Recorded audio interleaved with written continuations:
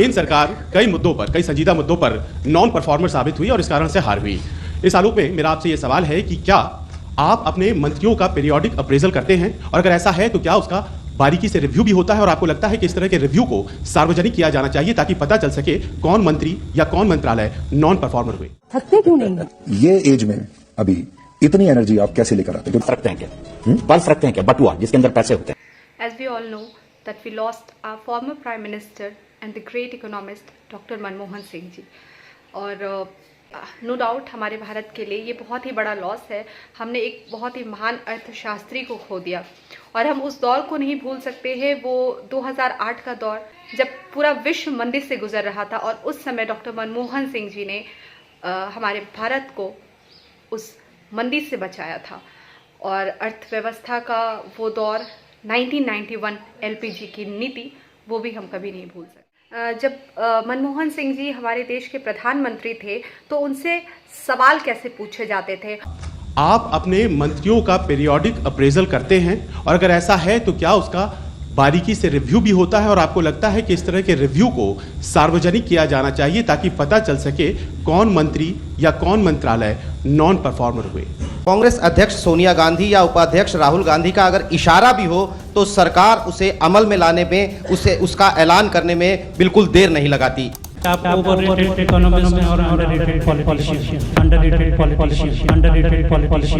मैं आपसे पूछना चाहता हूं कि आपके करीब 9.5 साल के कार्यकाल में ये एक परसेप्शन रहा कि फैसले 10 जनपद में होते हैं, उनका ऐलान 7 RCR या PMO से होता है। कांग्रेस अध्यक्ष सोनिया गांधी या उपाध्यक्ष राहुल गांधी का अगर इशारा भी हो तो सरकार उसे अमल में लाने में, उसका ऐलान करने में बिल्कुल देर नहीं लगाती। इस परसेप्शन, इस छवि के बारे में आप क्या कहेंगे?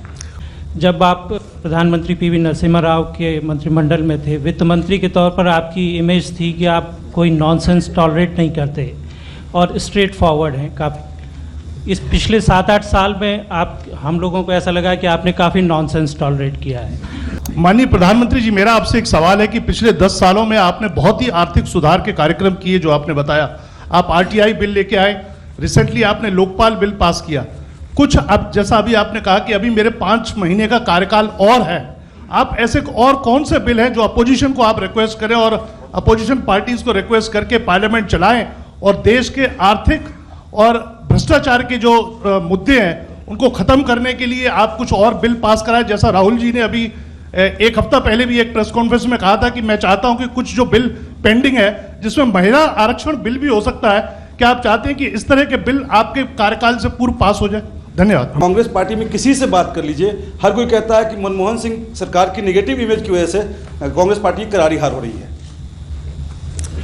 आपने देखा कि हमारे फॉर्मर प्राइम मिनिस्टर साहब से किस तरह के सवाल यहाँ पर पूछे गए हैं, कितने सारे तीखे सवाल भी दागे गए हैं इनके सामने। हम बात करें यहाँ सवाल की, जो हमारे प्रधानमंत्री जी से पूछा जाता था, और अभी मैं आपको कुछ वीडियो क्लिप दिखाती हूँ जो हमारे वर्तमान प्रधानमंत्री जी है श्री नरेंद्र मोदी जी, उनसे तो कोई सवाल पूछता नहीं है।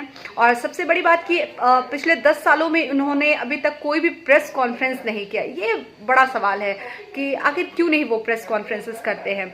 और अब लेकिन दौर शुरू हुआ है इंटरव्यूज़ का, वो इंटरव्यूज़ देते हैं, और वो इंटरव्यूज़ भी कैसे होते हैं आप देखिए वीडियो क्लिप में, और आपने देखा भी होगा।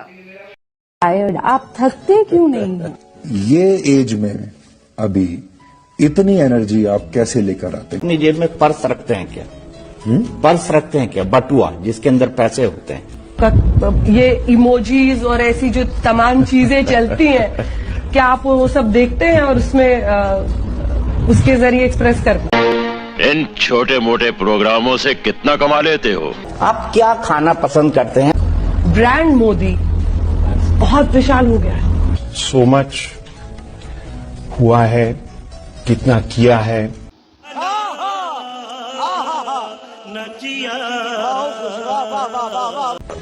आप फकीरों की तरह रहते हैं, आप फकीर अपने आप को बताते। आप थकते क्यों नहीं? समझ रहे हो? समझ रहे हो आप? समझ रहे हो ना?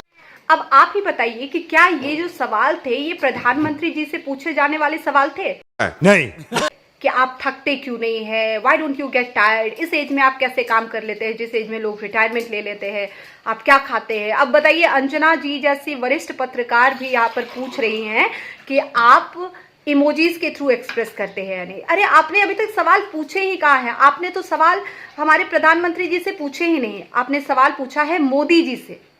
जब आप उनके पर्सनल लाइफ में पूछ रही है तो आप मोदी जी से सवाल पूछ रहे हैं, लेकिन जब प्रधानमंत्री से आप सवाल पूछेंगे तो प्रधानमंत्री से आपके सवाल ऐसे होने चाहिए जिससे जनता को मतलब हो, जिससे जनता का लेना देना हो। जनता की बातों को कौन रिप्रेजेंट करेगा? मीडिया ही रिप्रेजेंट करेगी ना यहाँ पर।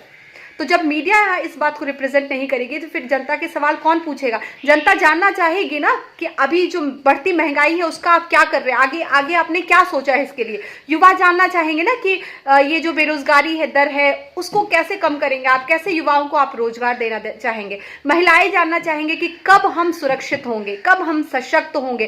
तो ये सारे सवाल है जो यहाँ पर एक जनता के रूप में आप एक जनता के प्रतिनिधि बनकर आप वहां पर सवाल पूछेगी, लेकिन यहाँ मीडिया को तो बस मोदी जी के इमोजी से मतलब है।